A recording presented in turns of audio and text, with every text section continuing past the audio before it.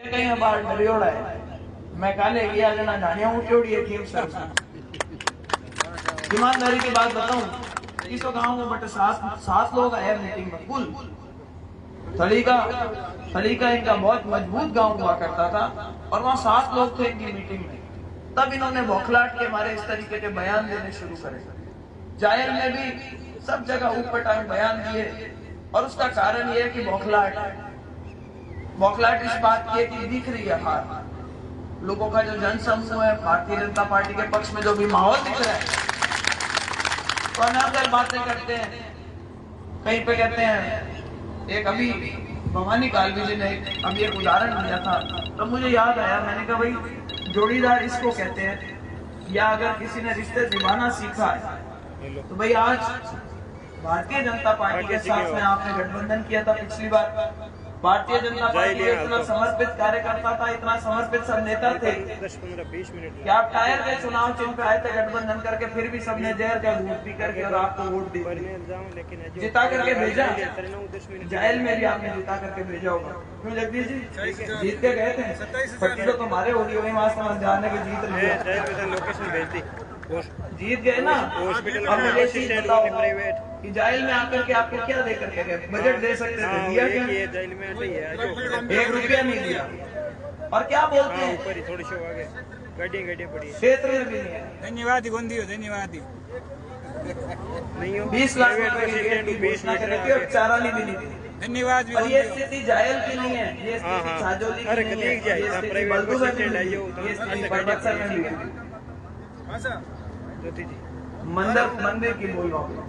कहने का मतलब यह है कि एक मंच की गरिमा होती है और कोई भी जिम्मेदार नेता अगर ये माइक पकड़ के मंच पे खड़ा होता है तो कम से कम उसको मंच पे बात सच्ची कहनी चाहिए। आज जिस तरीके का प्रचार किया SC ST भाइयों के साथ में किसी तरह समाज में लड़ाई पिछली बार जब गठबंधन करके आए कितने दिन गठबंधन चला जब उनको लगा कि भाई राज्य सरकार से मेरे कहा दुकान तो चलती है तो राज्य सरकार से चलती है दुकान बंद होती लगी जना करे भाई बाहर भारतीय जनता पार्टी और गठबंधन तोड़ दियो तोड़ रहा है यार सीधा गया अशोक गहलोत जी कने कि भाई खाली शरण में आएगो अरे घना ही काम पे करा यार माँ का काम होना बंद होगा ही वास्ते में कांग्रेस सुना रहा है कि भाई माँ का कार्यकर्ता भी कौन सुने माँ की कौन सुने। रिजपाल जी की बात बिल्कुल सही है। एक आदमी ने कांग्रेस का इतना दोष नहीं था इतना उस एक आदमी का दोष था। गठबंधन करके आए तोड़ लिया लग गए ठीक है।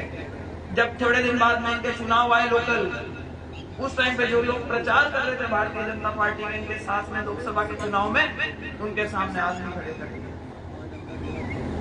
सबको तकलीफ हुई।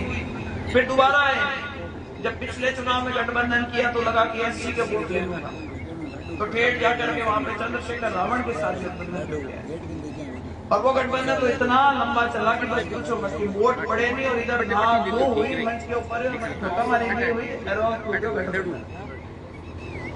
तीजो गठबंधन कर रहे हैं 15 दिन बैठा गया है दिल्ली में गठबंधन करना रू एक कांग्रेस का नेता है चाहता कि गठबंधन हुए और अब कह रहे हैं कि मैं तो लड़ना ही नहीं चाहता था।